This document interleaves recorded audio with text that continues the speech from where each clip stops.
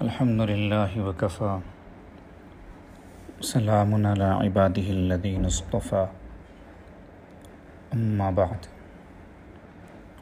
فاعوذ باللہ من الشیطان الرجیم بسم اللہ الرحمن الرحیم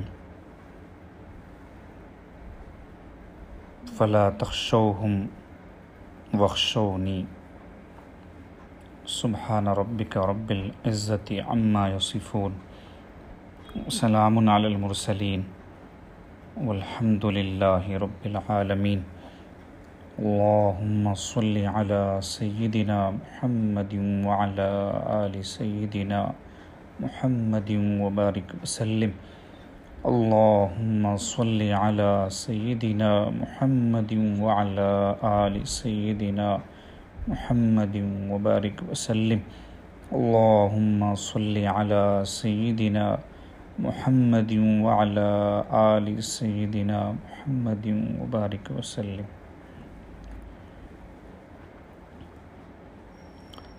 مجالس فقیر جلد دوم میں سے مجلس کا عنوان ہے زندگی کی قدر کیجیے۔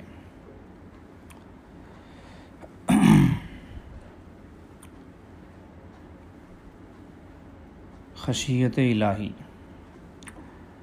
ارشاد فرمایا، نماز کے اختتام پر اللہ اکبر اور استغفر اللہ 3 دفعہ کہے تو نماز کی کمی دور کر دی جاتی ہے، یعنی نماز مکمل ہونے کے بعد، سلام پھیرنے کے بعد، چاہے جماعت سے نماز پڑھیں یا تنہا پڑھیں، معمول بنانا چاہیے کہ نماز جیسے ہی مکمل ہو فوراً 3 دفعہ استغفر اللہ استغفر اللہ استغفر اللہ کہیں اور ساتھ میں 1 دفعہ اللہ اکبر کہیں۔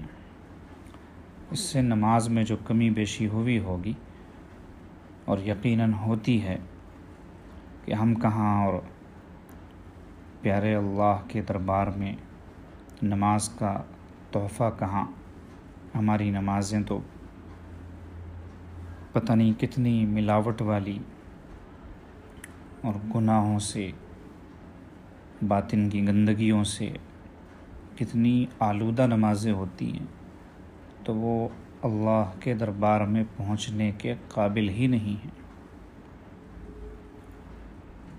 تو ہم صدق دل سے اس استحضار کے ساتھ کہ میری یہ نماز تو در حقیقت پیارے اللہ کی شان میں گستاخی ہے، چہ جائے کہ اللہ کی عبادت اور بندگی، میں نے تو الٹا اللہ کو تکلیف دی ایسی نماز پیش کر کے، اس استحضار کے ساتھ استغفر اللہ 3 دفعہ کہے، انشاءاللہ اللہ پاک جو بھی کمی بیشی ہوگی اسے معاف فرما کر اپنے فضل سے نماز کو قبول فرما لیں گے۔ آگے فرماتے ہیں، ایک مار کا ڈر ہوتا ہے، ایک خشیت ہوتی ہے۔ جیسے بچے کو ڈر ہوتا ہے کہ باپ کی مار پڑے گی، شاگرد کو ڈر ہوتا ہے کہ استاذ کی مار پڑے گی، تو مار کی وجہ سے ایک ڈر ہوتا ہے اور ایک خشیت ہوتی ہے۔ خشیت کے معنی بھی ڈر کے آتے ہیں، لیکن اس ڈر میں اور اس ڈر میں فرق ہوتا ہے۔ فرماتے ہیں، خشیت ایسا خوف ہوتا ہے کہ جو شخص جتنا اللہ تعالیٰ کی عظمتوں سے واقف ہو جاتا ہے اتنا ڈر زیادہ ہو جاتا ہے۔ اللہ تعالیٰ کے پیارے محبوب صلی اللہ علیہ وسلم بادل کے آ جانے پر بھی ڈرتے تھے، کیونکہ پہلے اس طرح بادلوں سے پتھروں کی بارش ہو جایا کرتی تھی۔ ایک واقعہ بیان فرمایا، ایک محدث درس دے رہے تھے، حدیث پڑھانے والے بڑے عالم، اوپر سے بادل گزرا تو خاموش ہو گئے۔ شاگردوں نے وجہ پوچھی فرمایا مجھے خوف ہوا کہ کہیں اس سے پتھروں کی بارش نہ شروع ہو جائے۔ اس سے یہ پتہ چلا کہ اللہ پاک کی بڑائی، بزرگی، اللہ پاک کی قدرت، اللہ کی طاقت، جتنا زیادہ ان چیزوں کا استحضار ہوگا، یعنی یہ چیزیں بندے کو سمجھ میں آتی جائیں گی اور ذہن میں بیٹھتی جائیں گی، تو اللہ پاک کی خشیت بھی اتنی ہی نصیب ہوتی جائے گی۔ اب اس خشیت کی بنا پر یہ کوئی گناہ نہیں کرے گا، غلط کام نہیں کرے گا، پیارے اللہ کو ناراض نہیں کرے گا، تو ایسی خشیت تو مطلوب ہے۔ نبی علیہ السلام نے دعا سکھائی، اللہم اقسم لی من خشیتک ما تحول بیننا و بین معاصیک، کہ اے اللہ اپنی خشیت کا اتنا حصہ ہمارے مقدر فرما دیجئے کہ جس کی وجہ سے ہم آپ کی نافرمانی سے بچ جائیں۔ وہ خشیت ہمارے اور آپ کے درمیان آڑ بن جائے کہ ہم آپ کی نافرمانی نہ کر سکیں، آپ کو ناراض نہ کر سکیں۔ تو اتنی خشیت پیدا کرنا تو اپنے اندر ضروری ہے تاکہ گناہوں سے بچ جائیں۔ پتہ چلا کہ گناہوں بھری زندگی دراصل خشیت سے خالی زندگی ہوتی ہے۔ عبادت پر استغفار۔ ارشاد فرمایا بزرگ ساری رات عبادت کرتے لیکن صبح پہ استغفار کرتے اور کہتے کہ ہم نے عبادت کا حق ادا نہیں کیا، یعنی یہ اللہ والوں کی شان ہوتی ہے۔ حضرت امام اعظم ابو حنیفہ رحمۃ اللہ علیہ ساری رات عبادت کرتے اور صبح کو اپنی داڑھی پکڑ کر فرماتے، اے اللہ ابو حنیفہ تیرا مجرم ہے، اس سے تیری عبادت کا حق ادا نہیں ہو سکا، اسے معاف فرما۔ ساری رات عبادت کرتے اور کیسی عبادت کرتے تھے، کتنی دیر کرتے تھے، ایک واقعے سے سمجھ میں آئے گا جو آگے فرماتے ہیں کہ حضرت امام ابو حنیفہ رحمۃ اللہ علیہ کی موت کے بعد ان کے پڑوسی کے بچے نے اپنے والد سے پوچھا وہ ستون جو چھت پر ہوا کرتا تھا وہ کہاں چلا گیا؟ باپ نے بتایا کہ بیٹے وہ تو امام اعظم رحمۃ اللہ علیہ تھے جو ساری رات کھڑے عبادت میں گزار دیتے تھے، وہ تو اب وفات پا گئے ہیں، اب تو وہ ستون قیامت تک نہیں نظر آئے گا۔ یعنی پچھلے زمانے میں بجلی کا نظم نہیں ہوا کرتا تھا، اندھیرا ہوتا تھا، تو واضح طور پر نظر نہیں آتا تھا کہ کون ہے کیا ہے، تو وہ چھوٹا سا بچہ چھت پر جو ہے ایک سایہ دیکھ کر سمجھتا تھا کہ ستون ہے، لیکن وہ امام صاحب رحمۃ اللہ علیہ ہوا کرتے تھے۔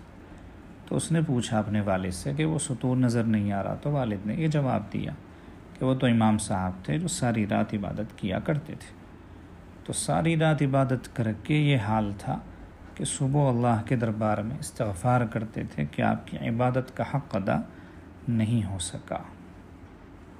یہ خشیت کی بنا پر ہوتا ہے۔ اللہ پاک اپنی عظمت کے اعتبار سے، اپنی بزرگی اور بڑائی اور اپنی پاکی، اپنی تعریف کے اعتبار سے ہماری عبادتوں سے، ہماری تلاوتوں سے، نمازوں سے، دعاؤں سے، تسبیحات سے، لمبے لمبے اذکار سے سب سے بری ہیں، یعنی اللہ کو ان چیزوں میں سے کسی ایک کی بھی ضرورت نہیں ہے۔ اسی لیے حدیث قدسی میں نبی علیہ السلام ارشاد فرماتے ہیں کہ اللہ پاک ارشاد فرماتے ہیں کہ پوری روئے زمین بھی اگر میری بندگی کرنے لگ جائے تو میری عظمت اور بڑائی میں اتنا سا بھی اضافہ ہونے والا نہیں ہے، میں جو ہوں وہ سو ہوں، پہلے سے ہوں، اور اگر پوری زمین والے مل کر میری نافرمانی کرنے لگ جائیں تو میری بڑائی میں اتنی سی بھی کمی آنے والی نہیں ہے۔ مطلب یہ ہے کہ ان کو ضرورت ہی نہیں ہے۔ ہم اللہ کا نام لے کر، ہم اللہ کی بندگی کر کے کوئی احسان نہیں کر رہے اللہ پاک کی ذات پر، اپنے آپ پر احسان کر رہے ہیں۔ اللہ تو غنی ہیں، ان کو کوئی ضرورت نہیں ہے۔ اس کا استحضار ہمیشہ ہونا چاہیے۔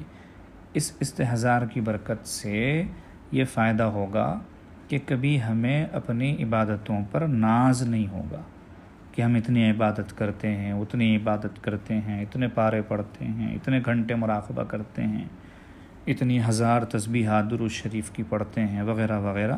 کوئی ناز نہیں ہوگا کیونکہ ان کو ضرورت ہی نہیں ہے۔ ہاں ہمیں ضرورت ہے۔ یہ مطلب بھی نہیں ہے اس بات کا کہ پھر عبادت ہی کیوں کی جائے جب ان کو ضرورت نہیں ہے، یہ مطلب نہیں ہے۔ یہ اس لیے کہا جا رہا ہے کہ ہم اور عبادتیں کریں تاکہ ہم اپنے آپ پر احسان کرنے والے بنیں۔ یہ عبادتیں ہمیں کام آئیں گی، دنیا میں بھی کام آئیں گی، قبر میں بھی کام آئیں گی اور حشر میں بھی کام آئیں گی انشاءاللہ۔ گناہوں کی چادر۔ ارشاد فرمایا ہم اللہ تعالیٰ سے ایسی خشیت مانگا کریں جس سے انسان گناہ سے رک جائے۔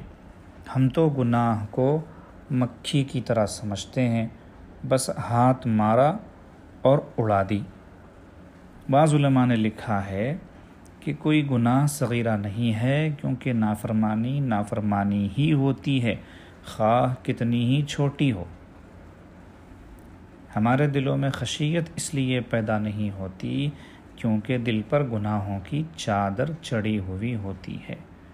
بعض اوقات معمولی غلطی پر انسان کی پکڑ ہو جاتی ہے، اس لیے ہمیں ہر وقت اللہ تعالیٰ سے معافی مانگتے رہنا چاہیے۔ تو اللہ تعالیٰ سے پہلے تو ہمیں خشیت مانگنی ہے کہ اللہ ہمیں خشیت عطا فرمائی۔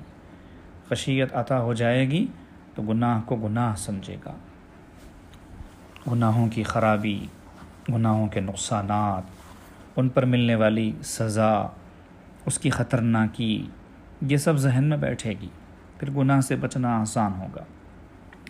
خشیت نہیں ہوگی تو گناہ ہلکا سمجھا جائے گا۔ نافرمانی تو اللہ کی نافرمانی ہے، چھوٹی ہو یا بڑی ہو۔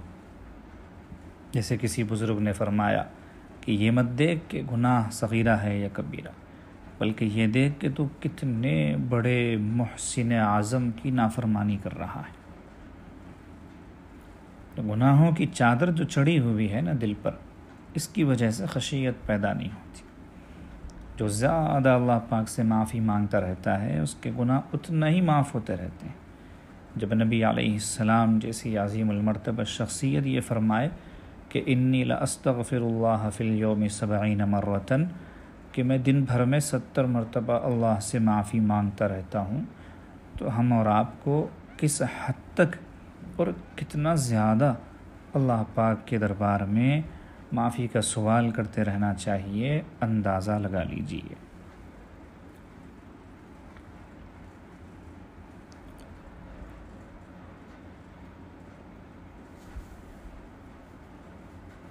یہی وہ خشیت تھی کہ حضرت عمر رضی اللہ تعالیٰ عنہ نے جب کہ وہ امیر المؤمنین بن چکے تھے، حضرت حذیفہ رضی اللہ تعالیٰ عنہ کو بلایا۔ ان کو نبی علیہ السلام کا رازدار کہا جاتا ہے۔ ان کو نبی علیہ السلام نے منافقین کے نام بتا دیے تھے کہ فلاں فلاں فلاں منافق ہے۔ تو ان کو بلا کے حضرت عمر نے فرمایا کہ حذیفہ، میں تم سے منافقین کی لسٹ نہیں مانگتا، بس اتنی گزارش ہے کہ یہ بتا دو کہ کہیں اس فہرست میں عمر کا نام تو نہیں ہے۔ دیکھیں یہ چیز کس سے پیدا ہوئی؟ خشیت، اللہ پاک کی عظمت۔ کیا ان کو اس بات کا احساس نہیں ہوتا تھا کہ میں فلاں ہوں فلاں ہوں فلاں ہوں؟ اگر ہوتا بھی تھا تو ان کے ذہن میں اللہ کی عظمت بیٹھی ہوئی تھی کہ اللہ کی عظمت اور اللہ پاک کی بڑائی کے سامنے میرے اعمال اور میری حیثیت کچھ بھی نہیں ہے، اس لیے یہ سوال کیا۔ تو ہمیں سب کچھ کر کے بھی رونا چاہیے، جبکہ ہمارا معاملہ یہ ہے کہ کچھ کرتے بھی نہیں ہیں اور روتے بھی نہیں ہیں۔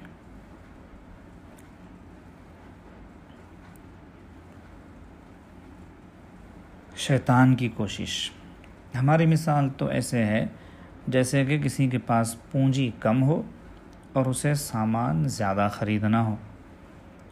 شیطان کوشش کرتا ہے کہ ہمیں لایعنی باتوں میں مصروف کر دے اور واپسی کے گھر جانے کی تیاری میں سستی اور غفلت کرائے۔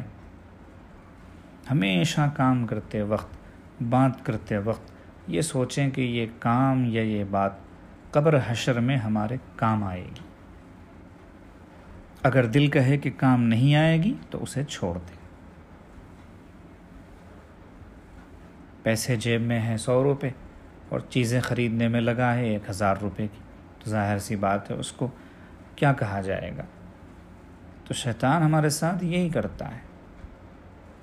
بھئی مختصر سی زندگی ملی ہوئی ہے، جلدی جلدی اللہ کی رضا کو سمیٹ کر اور ان اسباب کو اختیار کر کے جن سے اللہ راضی ہوتے ہیں ہمیں وہاں کا سوچنا ہے، اور وہ ہمیں یہاں پر پتہ نہیں کن کن چیزوں میں مصروف کر دیتا ہے اور ہم خوشی خوشی اس کی بات ماننے میں لگ جاتے ہیں۔ ہمیشہ آخرت پیش نظر رہنی چاہیے۔ مومن وہی ہے جس کے ہمیشہ آخرت پیش نظر ہو۔ اللہ پاک ہم سب کو توفیق عمل عطا فرمائے۔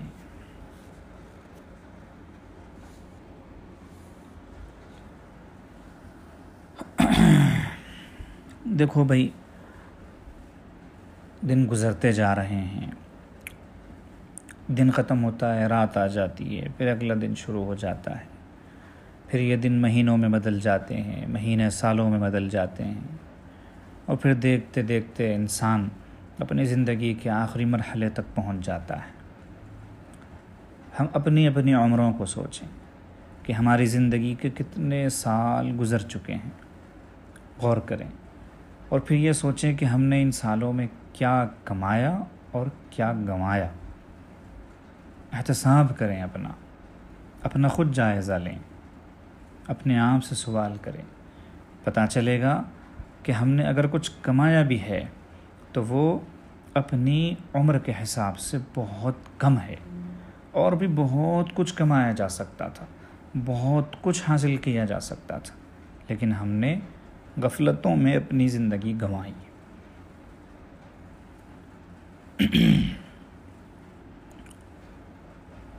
اس لیے ماضی پر روئیں، پچھتائیں، نادم و شرمندہ ہوں، معافی مانگیں اللہ پاک کے دربار میں کہ اللہ پچھلی جو گزرنی تھی، جیسی گزرنی تھی ویسی نہیں گزری، غفلتوں میں گزر گئی، معصیتوں میں گزر گئی، نافرمانیوں میں گزر گئی، لایعنی اور فضول میں گزر گئی، اب آئندہ نہیں گزاریں گے۔ آپ توفیق عطا فرما دیجیے اور ہمیں استقامت عطا فرما دیجیے۔ رو رو کے دعائیں کریں گے، مانگیں گے تو اللہ پاک انشاءاللہ فضل فرمائیں گے۔ رمضان شریف آئے، رخصت ہو گئے، سوچیں ہم کہ ہم نے کیا لیا رمضان المبارک، کیا ملا ہمیں، کتنا کمایا، کتنا گنوایا۔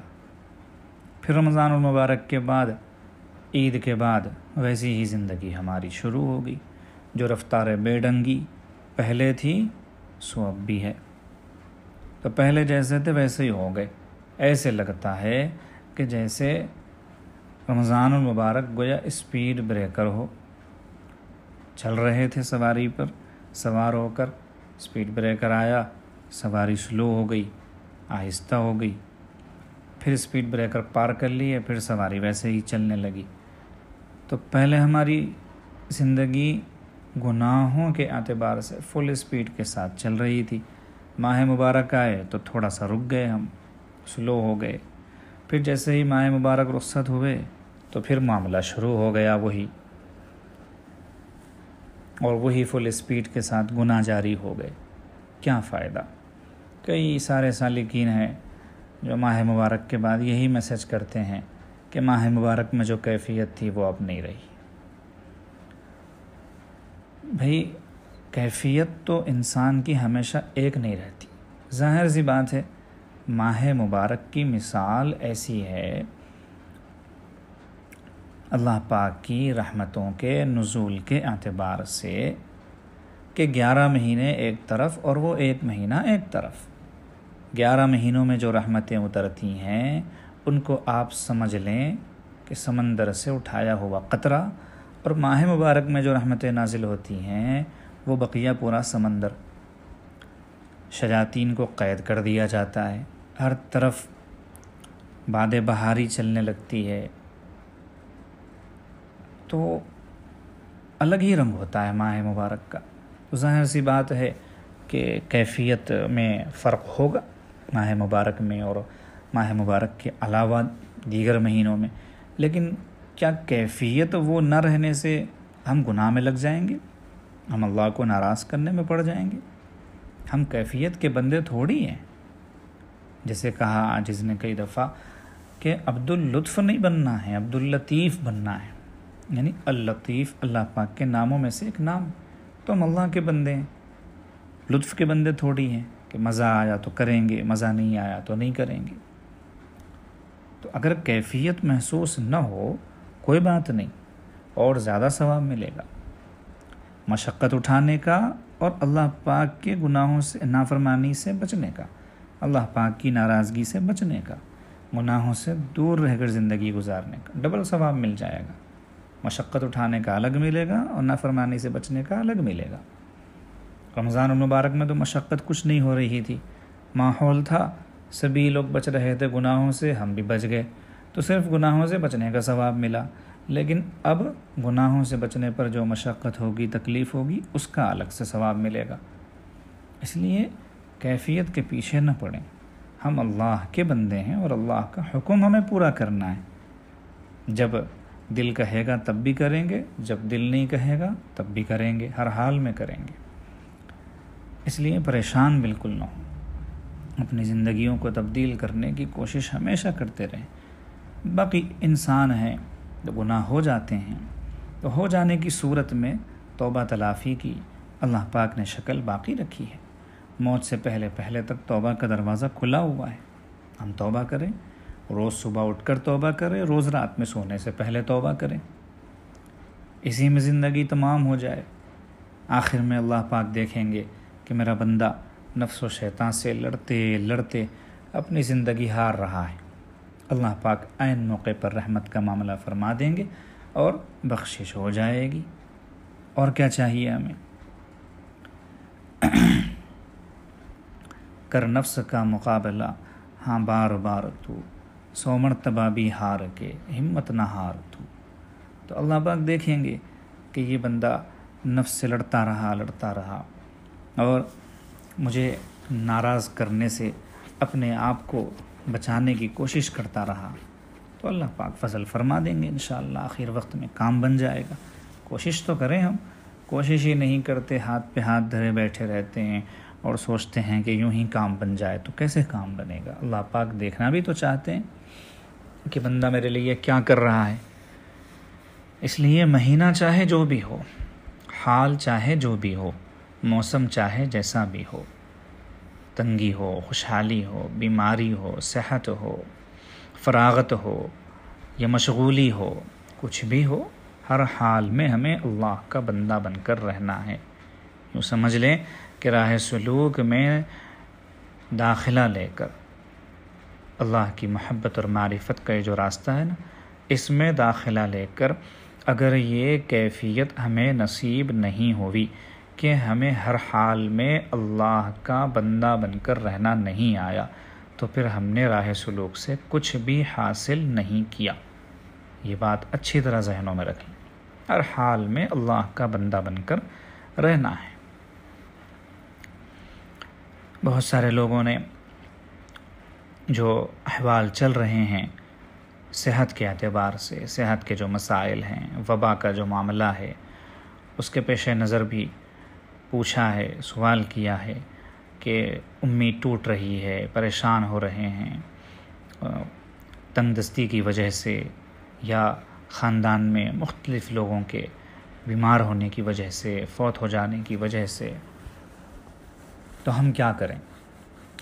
کیسے اپنے آپ پر قابو پائیں اور کیسے اپنے آپ کو اطمینان دلائیں؟ تو اس کا سیدھا سادہ جواب یہ ہے کہ اللہ پاک خود ہی قرآن عظیم الشان میں ارشاد فرماتے ہیں، الا بذکر اللہ تطمئن القلوب، سنو اللہ کی یاد ہی سے دلوں کو سکون ملتا ہے۔ تو ہم اللہ کو جتنا یاد کریں گے اتنا ہی زیادہ ہمارے دل مضبوط ہوں گے، پرسکون ہوں گے، انہیں آرام ملے گا، اطمینان کی وہ نعمت نصیب ہوگی کہ 1000 آندھیاں چلیں، 1,00,000 طوفان آئیں، لیکن ہم الحمدللہ آرام سے رہیں گے۔ ساری چیزیں باہر ہوتی رہیں گی اور اندرون ہمارا پرسکون رہے گا۔ اس کے لیے ذکر شرط۔ مشائخ نے لکھا ہے کہ دل سے اللہ کی طرف متوجہ ہونا اتنی برکت رکھتا ہے اپنے اندر کہ وہ بلاؤں کو دور کر دیتا ہے۔ مشائخ نے یہ بات لکھی ہے کہ دل سے اللہ کی طرف متوجہ ہونا بلاؤں کو دور کرنے والی چیز ہے۔ ہم دل سے اللہ کی طرف متوجہ ہے ہی نہیں۔ اللہ پاک کب سے منتظر ہیں بتائیے؟ سال سے زیادہ کا عرصہ گزر چکا ہے، کیا ہم نے صحیح معنوں میں اللہ کی طرف رجوع کیا؟ کیا ہم نے صحیح معنوں میں اللہ کو راضی کرنے کی کوشش کی؟ کیا ہم نے صحیح معنوں میں گناہوں سے معافی مانگی؟ ظاہر سی بات ہے جواب نفی میں رہے گا۔ تو اللہ پاک ہمیں موقع دے رہے ہیں، ہمیں اپنی طرف کھینچنا چاہ رہے ہیں، لیکن ہم ہیں کہ اسی حال میں پڑے ہوئے ہیں، اور جو حال اللہ پاک کی مصلحت اور حکمت کے تحت کہ جس میں یقیناً خیر ہی خیر ہے۔ یہاں یہ بات بھی سمجھیں کہ ہمیں شر لگے بے شک، اور بظاہر شر بھی دکھائی دے، لیکن اس میں بھی خیر چھپا ہوتا ہے، یہ یقین رکھنا ہے ایک مومن کو۔ تو اس میں بھی خیر ہے۔ عسیٰ ان تکرہوا شیئا وہو خیر لکم، ہو سکتا ہے تمہیں کوئی چیز پسند نہ آئے لیکن اسی میں تمہارے لیے خیر ہو۔ تو اللہ پاک کی حکمت اور مصلحت کے تحت جو احوال چل رہے ہیں، ان احوال میں ہم ان حالات کے پیچھے نہ پڑ جائیں کہ یہ کب بدلیں گے، کب ٹھیک ہوں گے، کب حالات سدھریں گے۔ بھئی ہم اپنے آپ کو سدھاریں، اپنے آپ کو تبدیل کریں، اپنی زندگیاں جو غفلتوں میں گزر رہی ہیں، معصیتوں میں گزر رہی ہیں، ان سے سچی پکی توبہ کریں، اللہ کو راضی کریں، اور جب اللہ راضی ہو جائیں گے پھر کیا ہوگا؟ آن کی آن میں، سیکنڈوں میں معاملہ بدل جائے گا۔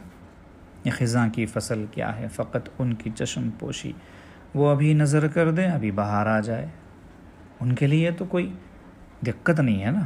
وما ذلک علی اللہ بعزیز، اللہ کے لیے کوئی چیز مشکل نہیں ہے، وہ ابھی چاہ لے تو ابھی ہو جائے۔ ایسا نہیں ہے کہ بھئی یہ چیز ہو گئی ہے، اب اللہ کی بھی بس سے باہر کی چیز ہے، اس کے لیے تو وقت لگے گا ہی لگے گا، ایسے تھوڑی ہے، ایسی بات بالکل بھی نہیں ہے۔ ایک ساتھی نے یہ بھی پوچھا کہ ہمارے اندر وہ یقین کیسے آئے، جیسے حضرت خالد بن ولید رضی اللہ تعالیٰ عنہ کے بارے میں آتا ہے کتابوں میں، واقعہ منقول ہے کہ کسی نے زہر دیا اور حضرت نے بسم اللہ الذی لا یضر مع اسمہ شیء فی الارض ولا فی السماء وہو السمیع العلیم پڑھ کر پی لیا، اور اس زہر نے ان پر کوئی اثر نہ کیا۔ یہ یقین ہمارے اندر کیسے پیدا ہو؟ یہ ایک صاحب نے سوال کیا ہے۔ ایک تو صحابی تھے، وہ نبی علیہ السلام کے صحبت یافتہ، اور خصوصی توجہ انہوں نے نبی علیہ السلام سے لی ہوئی تھی، خاص توجہ، اس کا یقیناً اثر ہوگا، اس کی برکت یقیناً ہوگی۔ ایک تو یہ چیز ہے، اور دوسری چیز یہ ہے کہ یقین کی وہ کیفیت جو انہیں حاصل تھی ہم سارے مل کے بھی نہیں حاصل کر سکتے، یعنی ہم ساروں کا یقین ایک طرف اور ان کا یقین ایک طرف۔ ہاں ہم نقل کرنے کی ٹوٹی پوٹی کوشش کر سکتے ہیں، لیکن ان کے پیروں کی گرد کو بھی نہیں پہنچ سکتے۔ اب نقل کرنے کی کوشش میں یہ تو نہیں ہے کہ ہم بھی زہر پی لیں دعا پڑھ کے، ہاں یہ ہے کہ ہم اپنے ذہن میں بھی سوچیں اور دل میں بھی یقین رکھیں کہ اللہ کی مرضی کے بغیر پتہ بھی نہیں ہل سکتا، نہ نفع پہنچانے والی چیز میں اتنی طاقت ہے کہ وہ اللہ کی مرضی کے بغیر نفع پہنچا دے، اور نہیں نقصان پہنچانے والی چیز میں اتنی طاقت ہے کہ وہ اللہ کی مرضی کے بغیر نقصان پہنچا دے. بس اتنا یقین رکھنا کافی ہے.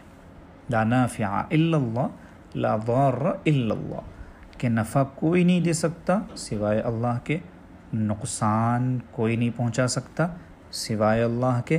وَإِن يَمْسَسْكَ اللَّهُ بِضُرٍّ فَلَا كَاشِفَ لَهُ إِلَّا هُ، اگر اللہ تمہیں کوئی تکلیف دے دے، کوئی پریشانی تمہیں لاحق ہو جائے، کوئی مصیبت پہنچ جائے، تو اسے دور کرنے والا سوائے اللہ کے کوئی نہیں. وَإِن يُرِدْكَ بِخَيْرٍ فَلَا رَادَّ لِفَضْلِهِ، اور جب اللہ پاک تمہارے ساتھ خیر کا ارادہ کر لیں تو اللہ کی اس مہربانی کو، اس خیر کو کوئی رد کرنے والا بھی نہیں، کوئی دور کرنے والا بھی نہیں.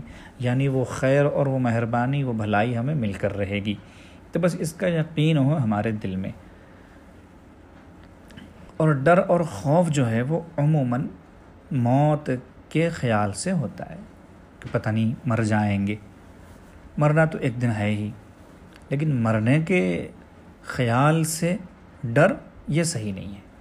احتیاط یقیناً کریں، احتیاط اپنی جگہ پر ضروری ہے، لازمی چیز ہے، سنت ہے، لیکن اتنا بھی ڈر اور خوف موت کا نہیں ہونا چاہیے کہ جو چیز سب کے حق میں مقدر ہے.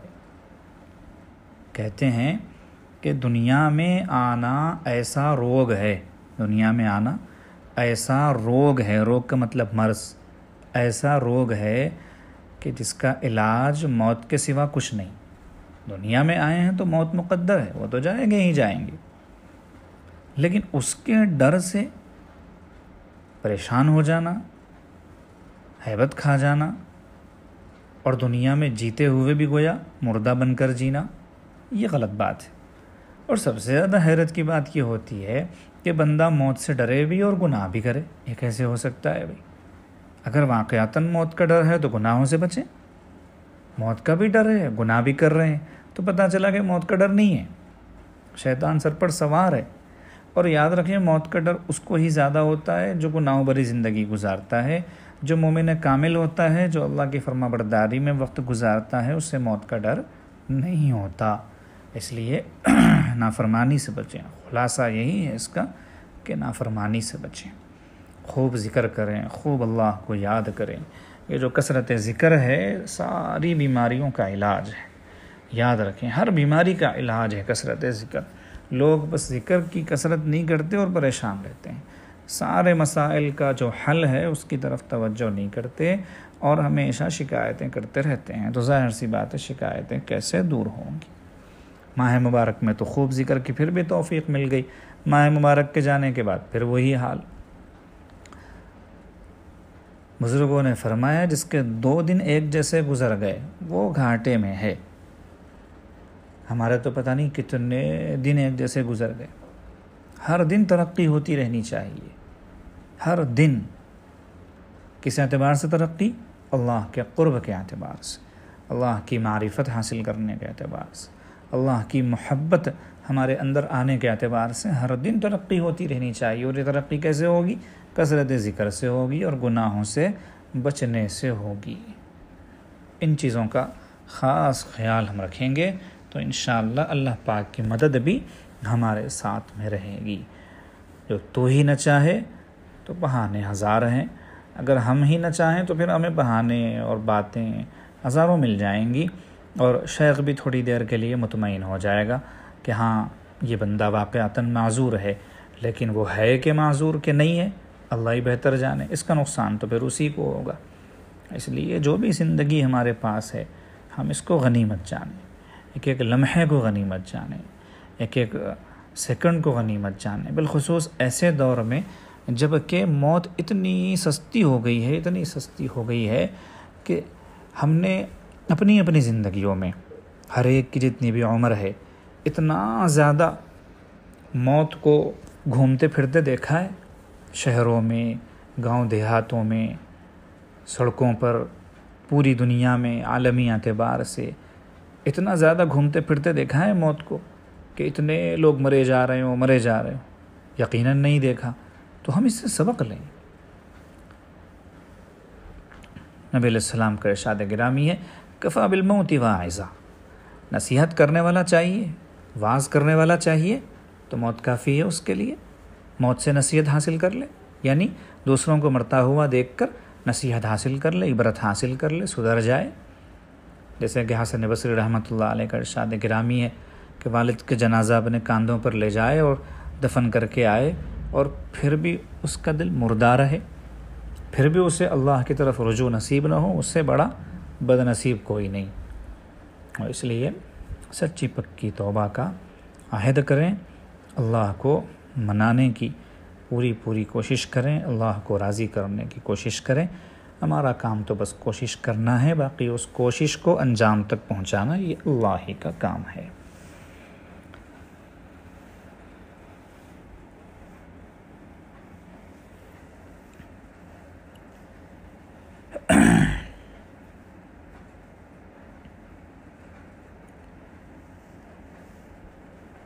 کچھ سوالات آئے ہیں سالکین کی طرف سے۔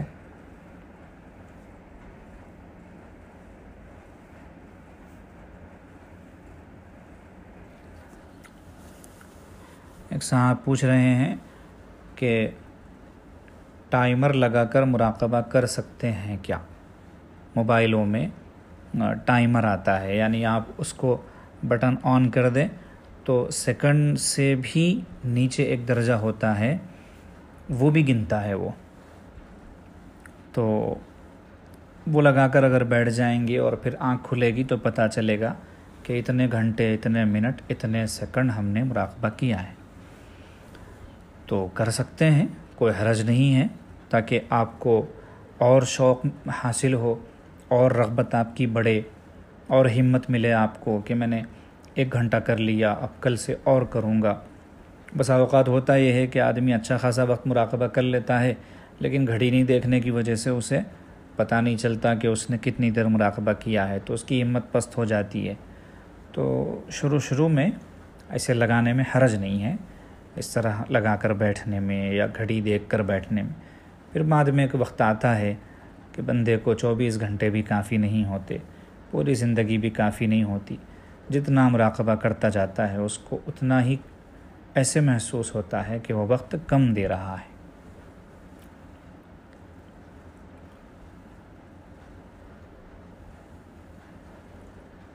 ایک بات یہاں یہ بھی سن لیجئے، بعض احباب کے بارے میں عاجز کو محسوس ہوا ہے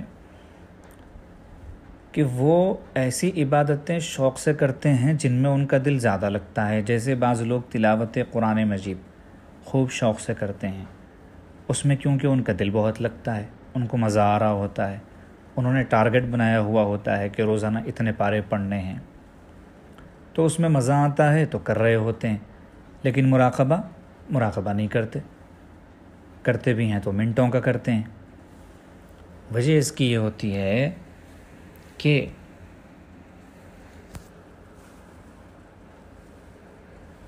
مراقبے سے اصل میں روحانی اور باطنی بیماریوں کا علاج ہوتا ہے، اور شیطان نہیں چاہتا کہ اس کا علاج ہو، وہ چاہتا ہے کہ عبادتیں کر رہا ہے، کرنے دو، ثواب مل جائے گا اس کو، اس کے بعد پھر کیا ہوگا؟ وہ ویسے ہی رہے گا جیسے پہلے رہتا تھا۔ چنانچہ تلاوت بھی خوب ہو رہی ہوتی ہے، اس سے کا مرض بھی اپنی جگہ پر باقی رہتا ہے۔ ادھر تلاوت سے فارغ ہوں گے، ادھر زبان جو چلنی شروع ہوگی تو بس ہر شخص سامنے والا پناہ مانگے گا۔ تو تلاوت بھی ہو رہی ہے اور نگاہیں بھی کنٹرول میں نہیں ہیں۔ کئی پارے تلاوت کر کے مسجد سے باہر نکلے یا گھر سے باہر نکلے، اور جتنی دیر باہر رہے واپس آنے تک بس نگاہیں میلی ہی ہوتی رہیں۔ تو اصل جو فائدہ ہوتا ہے مبتدی کو، وہ مراقبے سے ہوتا ہے، خوب ذکر کی پابندی سے ہوتا ہے۔ خوب جب ذکر کرتا ہے اور اپنے دل سے غیر اللہ کو کھرچ کر نکال دیتا ہے، اور گناہوں سے پاک زندگی گزارنے کی وہ پھر اس کو عادت ہو جاتی ہے، تو پھر اس کے بعد کئی گھنٹوں کی تلاوت کے مقابلے میں چند منٹوں کی تلاوت اس کے لیے کافی ہو جاتی ہے، چند آیتیں پڑھنا اس کے لیے کافی ہو جاتا ہے۔ اس کا یہ مطلب نہیں کہ نہیں پڑھنا چاہیے، پڑھیں ضرور، لیکن اپنے علاج کی فکر کریں۔ کتنے ایسے لوگ ہیں جو کئی اعتبارات سے اپنی اصلاح و تربیت کے محتاج ہیں، لیکن ان کو نوافل میں مزہ آ رہا ہے، نوافل میں لگے ہوئے ہیں، اور شیخ کو اطلاع دیتے ہیں کہ میری نوافل ہوتی ہیں، اتنی رکعت ہوتی ہیں، اتنی لمبی ہوتی ہیں، فلاں ہیں چنا ہے، اور باقی جو بیماریاں ہیں وہ بیماریاں بتاتے ہی نہیں کہ ان کو احساس بھی نہیں ہے کہ یہ بیماری ہے، یا پھر احساس ہے لیکن وہ اس کا علاج کروانا نہیں چاہتے. تو بھئی پہلے اس کی فکر کریں، بعد میں پھر نوافل تلاوتیں وغیرہ انشاءاللہ خوب فائدہ پہنچائیں گی.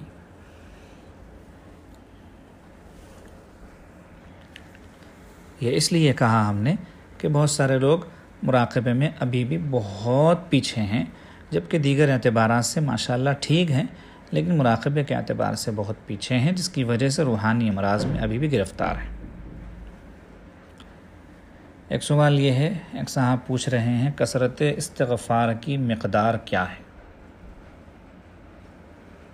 کثرت استغفار کی کوئی مقدار نہیں ہے. کثرت کا لفظ خود بتا رہا ہے کہ اس کی کوئی مقدار نہیں ہوتی.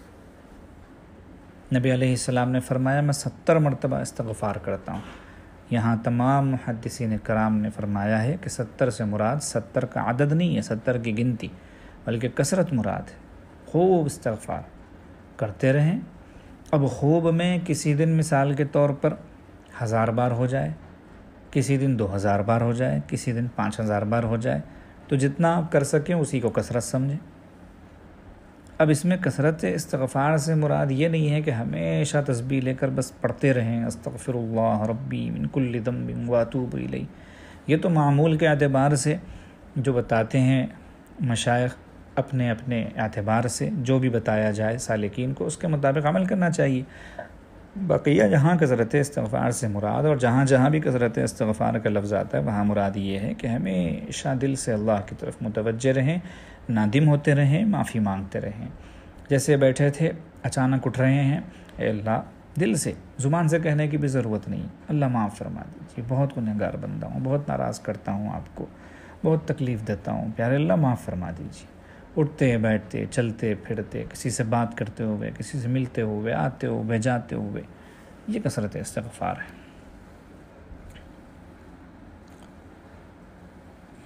ایک سوال کر رہے ہیں ایک صاحب کہ کیا سجدے میں مراقبہ کر سکتے ہیں؟ آپ کو جو طریقہ بتایا گیا ہے مراقبے کا، اسی طریقے سے بیٹھ کر مراقبہ کریں. اتنا بیٹھ کر مراقبہ کریں، اتنا بیٹھ کر مراقبہ کریں کہ آپ کو سجدے میں غیر اللہ کا خیال تک نہ آئے.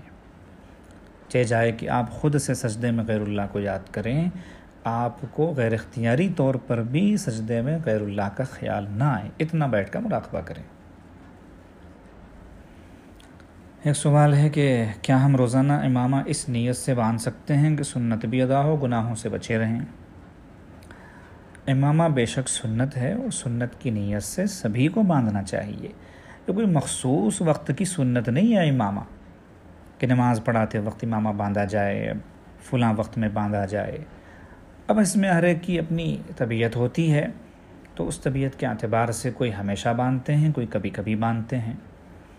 تو اپنی اپنی طبیعتوں کے اور مزاجوں کے اعتبار سے اس پر عمل ہو سکتا ہے، لیکن خاص موقعوں پر تو خصوصیت سے عمل ہونا چاہیے. جیسے نمازوں کے اوقات میں، جمعہ کے دن مراقبہ کرتے ہوئے اگر امامہ باندھ کے مراقبہ کیا جائے تو کیفیت ہی الگ ہوتی ہے. تو اب اس نیت سے باندھنا کہ سنت ادا ہو، گناہوں سے بچے رہے، اچھی نیت ہے. انشاءاللہ نیت کے اعتبار سے اللہ پاک ثواب عطا فرمائیں گے. باقی یہ سوچنا کہ امامہ اگر پہنیں گے پھر بھی گناہ ہوگا تو یہ تو ڈبل گناہ ہو جائے گا اور غلط بات ہوگی، اس لیے امامہ بھی مت پہنو اور خوب گناہ کرتے رہو، یہ خیال غلط ہے. امامہ پہننے کے باوجود بھی اگر گناہ ہو جائے تب بھی معافی مانگیے. تو گناہ ہو جائیں گے اس لیے امامہ نہیں پہنوں گا، یہ بھی غلط ہے. ایسا بھی نہیں سوچنا چاہیے. کہہ رہے ہیں بہت باتیں کرنے کی عادت ہے، کیا اس کے اثرات کیفیت پر ہوتے ہیں؟ کیفیت کو تو چھوڑیے، اس کے اثرات تو دنیا کی زندگی پر بھی ہوتے ہیں، آخرت کی زندگی پر بھی ہوتے ہیں، قبر کی زندگی پر بھی ہوتے ہیں. بال پر اثرات ہوتے ہیں زیادہ بولنے کے. زیادہ بولنے والا کبھی کسی کو پسند نہیں آتا. آپ نے سنا ہوگا زیادہ بولنے والے کے تعلق سے لوگ کیا کہتے ہیں، ارے بھائی بہت بولتے ہیں، بکی آدمی ہیں، ٹاٹر کرتے رہتے ہیں، ارے ان کے سامنے بیٹھنا مصیبت ہے، چھوڑتے ہی نہیں ہیں، شروع ہو گئے تو ختم ہونے کا نام نہیں لیتے. یہ سارے تبصرے کس کے تعلق سے سننے کو ملتے ہیں؟ زیادہ بولنے والے کے تعلق سے ہی سننے کو ملتے ہیں. جو کم بولتا ہے اس کے تعلق سے یہ تبصرے نہیں ہوتے. تو پتہ چلا کہ بہت زیادہ باتیں کرنا جو ہے ہر اعتبار سے غلط اور ناپسندیدہ ہے. آج تک آپ نے کسی کو نہیں سنا ہوگا ماشاءاللہ بڑے اچھے آدمی ہیں, بہت زیادہ بات کرتے ہیں, کہیں بھی نہیں سنا ہوگا. تو بہت زیادہ بات کرنے والا پسندیدہ آدمی نہیں ہوتا. تو جب اس کے اثرات دنیاوی ماحول پر اور سامنے والوں پر اور دنیا کی چیزوں پر پڑتے ہیں تو باطنی زندگی پر, روح پر اور اپنے اعمال پر وہ تو بہت ہی برے پڑتے ہیں, بہت ہی برے پڑتے ہیں. نبی علیہ السلام نے خاموش رہنے کی ترغیب دی ہے مختلف احادیث مبارکہ میں. اور یہ تو ایسا زمانہ ہے جس میں ہم جی رہے ہیں بطور خاص کہ اس زمانے میں خاموشی ہی سب سے بڑی نعمت ہے. یوں سمجھ لیجئے اس زمانے کے اعتبار سے جس کو خاموش رہنے کی اللہ پاک عادت نصیب فرما دیں وہ بہترین آدمی ہے اس دور کا اور سب سے خوش نصیب آدمی ہے.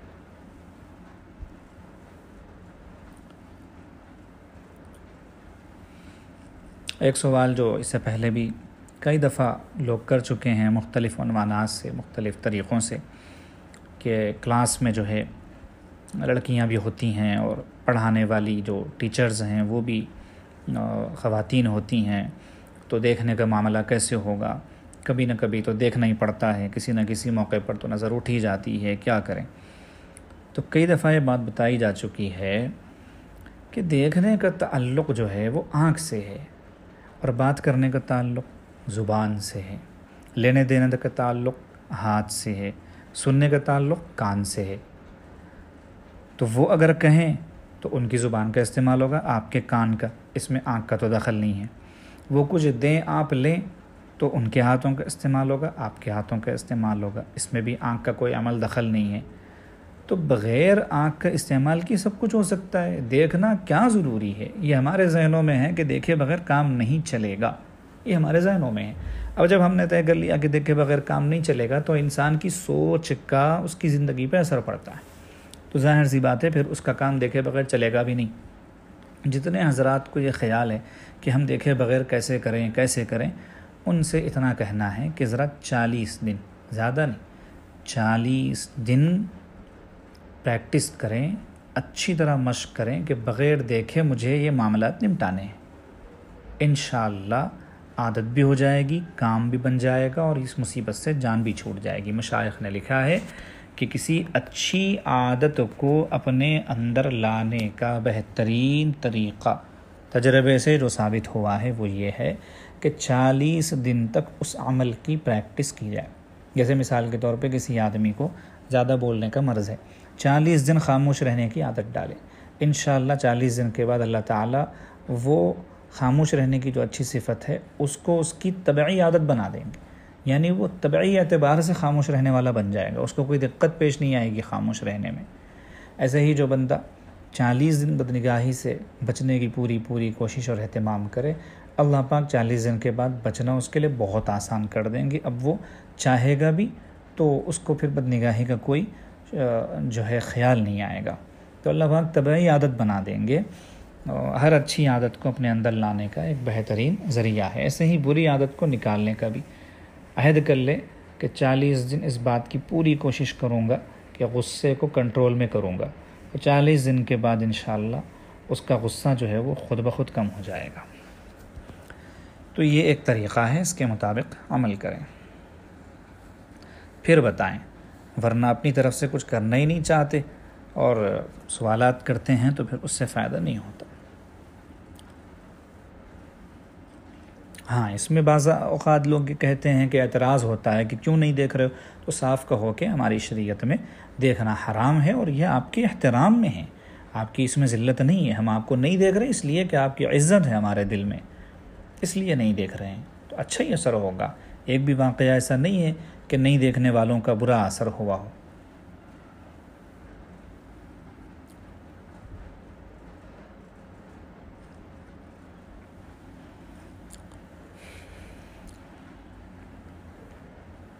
ایک صاحب کہہ رہے ہیں 25 یا 30 منٹ مراقبہ ہو رہا ہے, روزانہ مراقبہ کرتا ہوں بلا ناغہ, لیکن بدنگاہی کا جو مرض ہے وہ چھوٹ نہیں رہا ہے. اس کی کئی وجوہات ہوتی ہیں. سب سے پہلی وجہ نیت کا بھی مسئلہ بن سکتا ہے. ہو سکتا ہے کہ نیت صحیح نہ ہو. دنیاوی کوئی نیت ہو، یا پھر جو ہے مراقبہ بغیر نیت کے کیا جا رہا ہو، کوئی نیت ہی نہیں ہے، اثر تو یقیناً ہوگا مراقبے کا، یقیناً ہوگا مراقبے کی، اس میں کوئی غلطی نہیں ہے، مسئلہ ہمارا اپنا ہے۔ تو نیت کا مسئلہ ہو سکتا ہے، یا پھر والدین کا نافرمان ہے، ان کو تکلیف پہنچاتا ہے، اس سے توبہ نہیں کی اور اس گناہ میں ملوث ہے اور روزانہ آدھا گھنٹہ مراقبہ کر رہا ہے، تو مراقبے کی تو توفیق ہو رہی ہے اس کو، یا تو ماحول مل گیا ہے یا اس کو عادت بن گئی ہے، لیکن بدنگاہی کا مرض ختم نہیں ہو رہا کیونکہ وہ والدین کو تکلیف پہنچا رہا ہے، معافی مانگے، یا بیوی پر ظلم کر رہا ہے، اس کو ستا رہا ہے، کوئی نہ کوئی ایسا عمل ہوتا ہے جسے وہ گناہ نہیں سمجھ رہا ہوتا ہے، اور اس میں ملوث ہونے کی وجہ سے مراقبے کا اسے فائدہ نہیں ہوتا۔ تیسری چیز یہ ہے، دوسری چیز کہ اللہ پاک سے مانگنے کا بھی مزاج بنائیے کہ اللہ میں مراقبہ کر رہا ہوں، کوئی احسان نہیں کر رہا ہوں آپ کی ذات پر، یہ مراقبہ کر رہا ہوں میں اپنے آپ پر احسان کر رہا ہوں، محض آپ کی توفیق سے مراقبے کی توفیق ہو رہی ہے۔ پیارے اللہ، پتہ نہیں کیوں مجھے مراقبے سے فائدہ محسوس ہوتا ہوا نظر نہیں آ رہا جو ہونا چاہیے، آپ فضل فرما دیجئے، کرم فرما دیجئے اور مجھے مراقبے کا فائدہ نصیب فرما دیجئے۔ ایسے منت سماجت کرو اللہ کے سامنے، اللہ پاک ضرور فائدہ نصیب فرمائیں گے۔ تو کوئی نہ کوئی وجہ ہوتی ہے جس کی وجہ سے مراقبے کا فائدہ محسوس نہیں ہوتا۔ پھر ایک بات یاد رکھنا کہ جب وہ رکاوٹ دور ہو جائے گی نا، جیسے آپ سچے دل سے معافی مانگ لیں گے والدین سے، یا پھر بیوی سے معافی مانگ لیں گے، اپنے معاملات سیدھے کر لیں گے، یا خدا نخواستہ سود خوری کے گناہ میں مبتلا ہیں، سود کھا رہے ہیں، اس سے توبہ کر لیں گے، رشوت کھا رہے ہیں، اس سے توبہ کر لیں گے، حرام مال پیٹ میں جا رہا ہے، اس سے توبہ کر لیں گے، کوئی نہ کوئی ایسا عمل ہوگا جس سے آپ سچی پکی توبہ کر لیں گے اور اللہ سے معافی مانگیں گے رو رو کر، اور اللہ سے توفیق مانگیں گے اور اللہ سے دعا کریں گے کہ اللہ مراقبے کا فائدہ نصیب ہو۔ تو پھر یاد رکھنا کہ آپ 1 مہینے سے مراقبہ کر رہے ہو اور فائدہ محسوس نہیں ہو رہا، یا 6 مہینے سے کر رہے ہو محسوس نہیں ہو رہا، یا سال بھر سے بھی کر رہے ہو محسوس نہیں ہو رہا، وہ اکٹھے اللہ عطا فرما دیں گے۔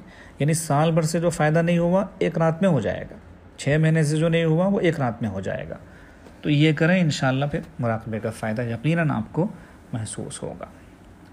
یہاں پر اصل میں اب جو بات ہے بنیادی کہنے کی، وہ عاجز کہہ رہا ہے کہ آدھی بات آپ نے لکھی ہے، آدھی نہیں لکھی ہے، مراقبے کا فائدہ نہیں ہو رہا ہے یہ تو لکھ دیا، لیکن کیوں نہیں ہو رہا ہے، کیا مسئلہ اٹکا ہوا ہے وہ نہیں لکھا آپ نے۔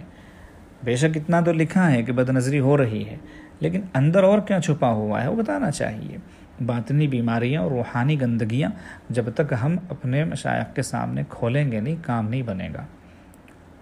اسی لیے یہ بات عاجز نے سوچی تھی کہ سالکین سے کہی جائے، ذہن سے نکل گئی تھی، اس مجلس میں اہم بات یہ کہنے کی تھی کہ مقصود بیعت جو ہے نا، بیعت کا مقصود اصلاح و تربیت ہے۔ بہت سارے سالکین اب بھی، اور ایسے سالکین ماشاءاللہ جو کافی عرصے سے جڑے ہوئے ہیں، کافی عرصے سے، خواص میں سے بھی ہیں، عوام میں سے بھی ہیں، لیکن ابھی تک ان کی فکر اصلاح و تربیت کی طرف نہیں گئی، اور اپنا ظاہری دکھا کر ابھی تک خوش ہیں، اور سمجھ یہ رہے ہیں کہ شیخ بھی خوش ہو رہا ہے، مراقبہ ہو رہا ہے، کوفہ قلبی بھی ہو رہا ہے، یہ بھی ہو رہا ہے، وہ بھی ہو رہا ہے، ایسا بھی کرتے ہیں، ویسا بھی کرتے ہیں، دعاؤں کی خصوصی درخواست ہے، السلام علیکم۔ سمجھ رہے ہیں کہ شیخ صاحب جو ہے وہ یہ پڑھ کے خوش ہو جائیں گے اور ہمارے لیے دعا کریں گے۔ دعا تو انشاءاللہ سب کے لیے کریں گے اور کر ہی رہے ہیں، لیکن ایسے اصلاح و تربیت کی طرف متوجہ نہیں ہو کہ صرف اپنی میٹھی میٹھی باتیں بتانے سے کوئی فائدہ نہیں ہوگا۔ جو اٹکنے ہیں وہ تو پھر باقی رہیں گی، وہ کیسے دور ہوں گی؟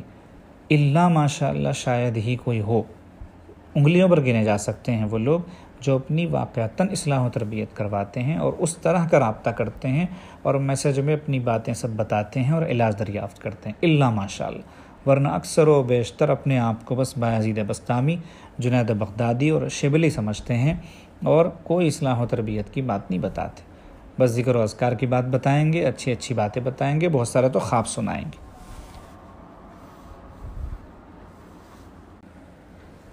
تو بہرحال یہ ذہن میں رکھیں کہ بیعت کا جو اصل مقصود ہے وہ اصلاح و تربیت ہے، تمام روحانی بیماریوں کا ازالہ، باطن کی گندگیوں کو ختم کرنا، اسی کو کہتے ہیں حالات کی اطلاع کرنا اور شیخ جو بتائے پھر ان ہدایات کی اتباع کرنا، اسی کا نام رابطہ ہے۔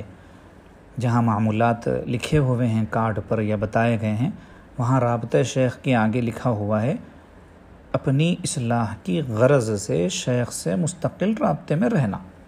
بہت سارے لوگ یہ پوچھتے ہیں کہ رابطے میں کیا لکھیں، روزانہ وہی بات، روزانہ وہی بات، تو گویا آپ نے سمجھا ہی نہیں۔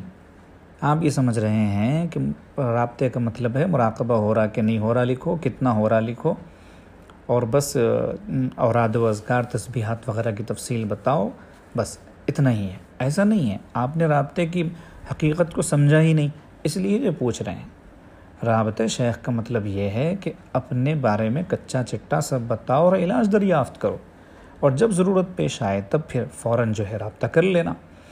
ہفتے میں 2 مرتبہ کا ہم نے اسی لیے لکھا ہے کہ ہفتے میں 2 مرتبہ تو کم از کم اتنی باتیں تو یقیناً رہتی ہیں ایک انسان کے پاس کہ وہ ان کے تعلق سے شیخ کو بتا کے علاج دریافت کرے۔ ہاں کبھی کبھی ایسے ہوتا ہے کہ کوئی حال نہیں ہوتا، کوئی بات نہیں ہوتی، تو اس وقت میں یہ کہنا کہ کوئی حال نہیں ہے اس وقت بتانے کو، باقی معمولات کی یہ تفصیل ہے۔ اس سے پہلے بھی ہم نے تفصیل سے بھیجوایا تھا لکھ کر کہ رابطے میں کیا کیا کرنا چاہیے۔ ایک مرتبہ اور بھیجوا دیتے ہیں گروپس پر تاکہ سب کو سمجھ میں آ جائے اور اس کے مطابق عمل ہو۔ ایک اور صاحب کا سوال ہے کہ چھٹی کے دن مستقل گھر پر ہی رہتے ہیں تو کیا کرنا چاہیے؟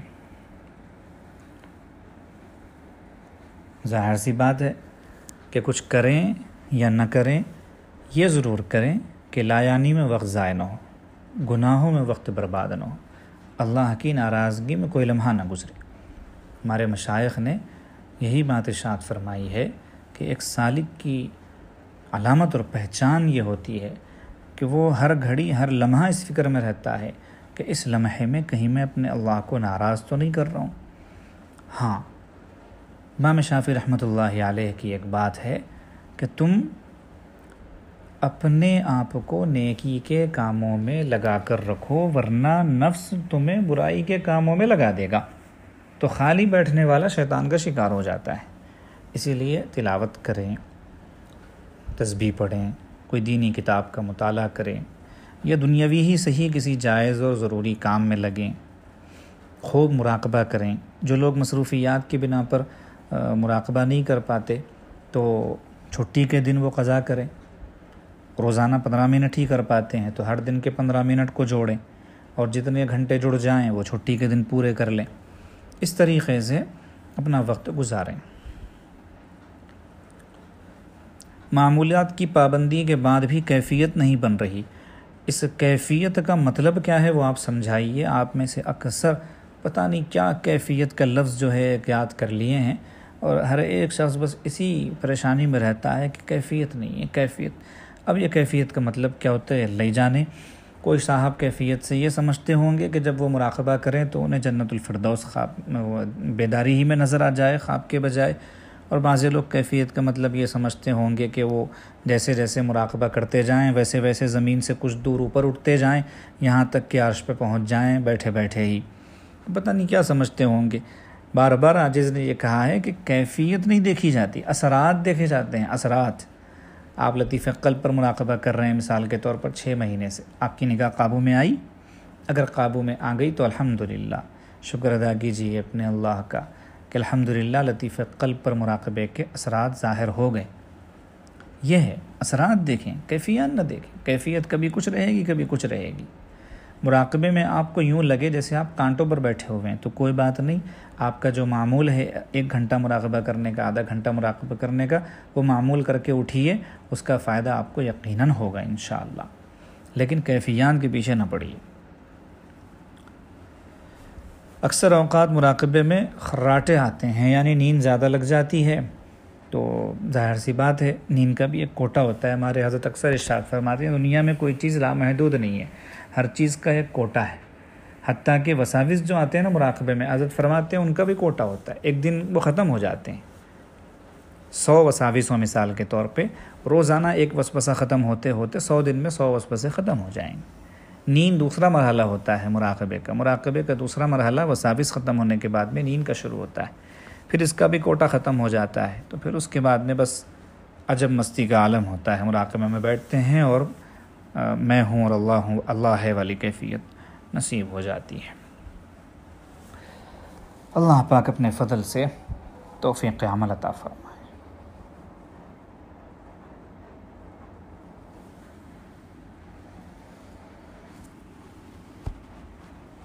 سبحان اللہ بحمدہ، سبحانک اللہم بحمدک، ونشہد ان لا الہ الا انت، ونستغفرک۔